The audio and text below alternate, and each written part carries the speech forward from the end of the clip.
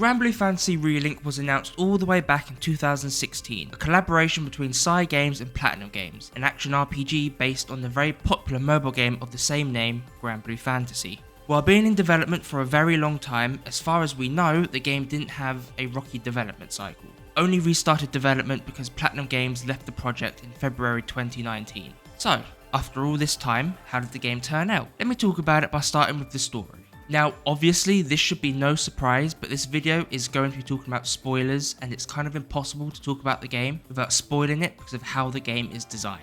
The game's main story is split into 10 chapters. The story extends into the endgame after those 10 chapters, but more on that in a bit. The 10 main chapters vary in length, but none of them ever overstay their welcome. The story itself is very traditional of JRPG stories. Elemental primals are going berserk, we are tasked to go explore areas that match that element. And once again, the game respects the player enough that you're not in these areas for hours on end doing trivial bullshit. I'm looking at you, Final Fantasy 16. Something I did see online from some reviews and general audiences was that they felt that because they hadn't played the mobile game, they were somewhat lost on the story, and I just don't understand this in the slightest. Throughout the entire game, at any point during dialogue, you can open up a glossary and see the latest keyword or previous keywords. I've never even thought about the mobile game, and I completely understood the game's story, and doing some research while writing this, it seems like Relink's story is self-contained and unrelated to the mobile game anyway.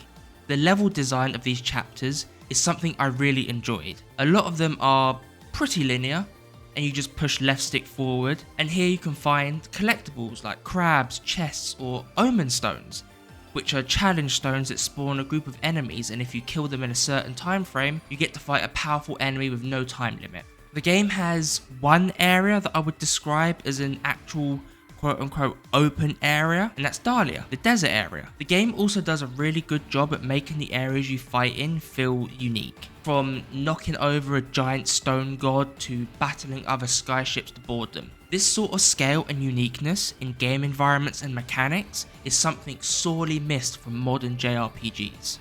An RPG wouldn't be an RPG without a slew of side quests. However, this time, the side quests are actually designed really well.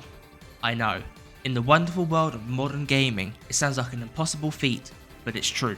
The reason why these are so well designed is because aside from some super late into the endgame, you get them done simply by playing the story. Not once did I ever have to go out of my way to kill 5 boars or whatever. I just played the game and got them done. I'm genuinely so thankful for a modern RPG with well designed side quests. Once again, I'm looking at you, Final Fantasy 16. As you traverse these areas and the 2 towns of the game, you'll notice just how beautiful the game looks. Texture work and art style is amazing. Let's take Seed Hollow as an example. Everything looks great as is, but I suspect people don't really look up. If they did, they would see some of the most impressive architecture that I've seen in a game in a very long time. Everything oozes with love and passion from the developers. There's a part during the Snow Mountain area, I forget the name, where you have to protect a woman while she's chanting and opening the door. Above her will be a symbol that matches the door, and it's a really simple effect. But the developers added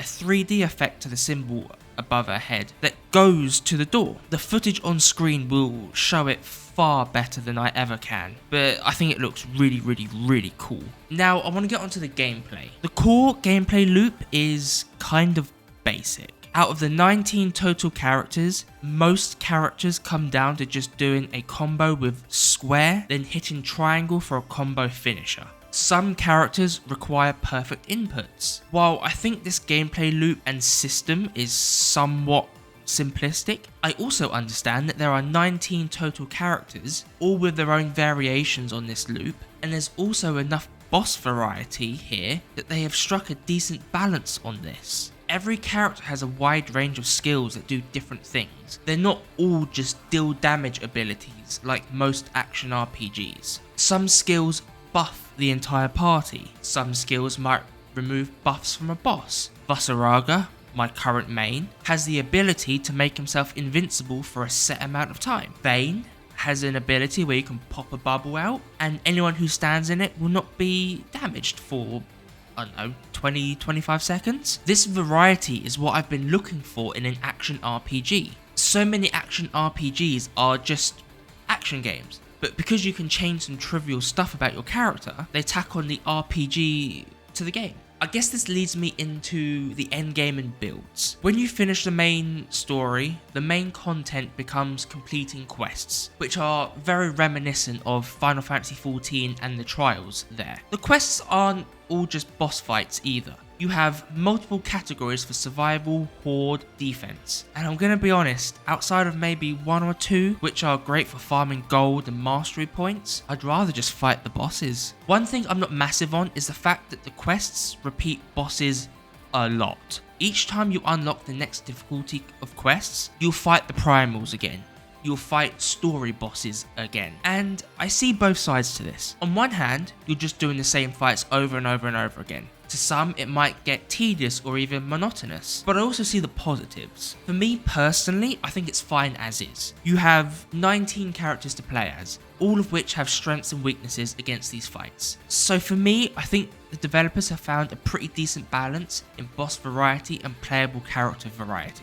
Finally, I want to talk about the endgame grind, the thing that will make or break the game for many people. Now, me personally, I love a good grind. Back when Borderlands 3 first came out, I spent 6 hours grinding for a god roll weapon. I'm not scared of a good grind at all. However, this grind is a bit tedious, mainly because it's a gacha system, and you can only do it one at a time. Let me go over how this system works. The main grind is knick-knack vouchers.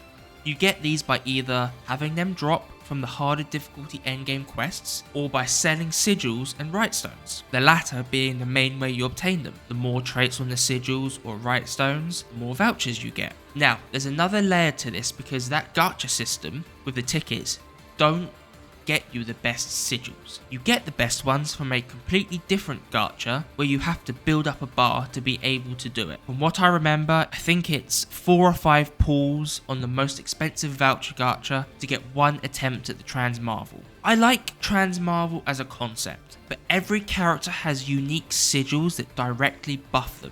You can directly buy these sigils individually from the shop, but they'll never come with a second trait. That's exclusive to Trans Marvel. It doesn't end there either. After completing quests, you'll get a little box. These are called curios. You take these to a vendor, and the vendor will open them, and you can get a wide range of things from them. Once again, these curios can drop exclusive sigils that you can't get anywhere else, including some best in slot sigils like War Elemental that makes your attacks act as though they're hitting a type weak enemy. Another thing I don't like about the endgame is this really big reliance on builds needing to increase damage cap.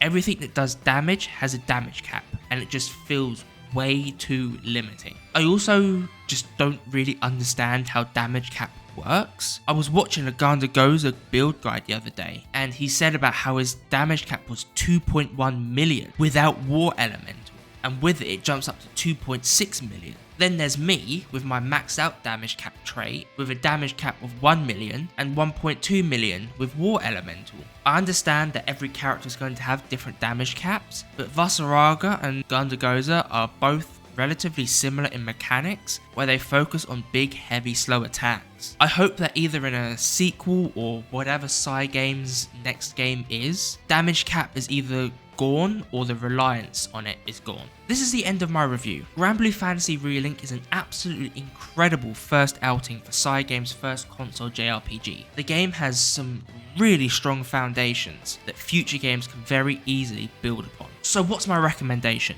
Should you buy it? Should you wait for a sale? Or should you never touch it? I'm going to be honest, 100% buy it right now. The game isn't full priced. It's not £70. It's £50. The game is getting 3 post-launch updates. One being a super hard raid boss, the second one being 2 new playable characters, and the third one being kept a secret for now. And the game isn't live service. Once these 3 updates are out, the developers have said that they're going to move on. Seriously, I love this game.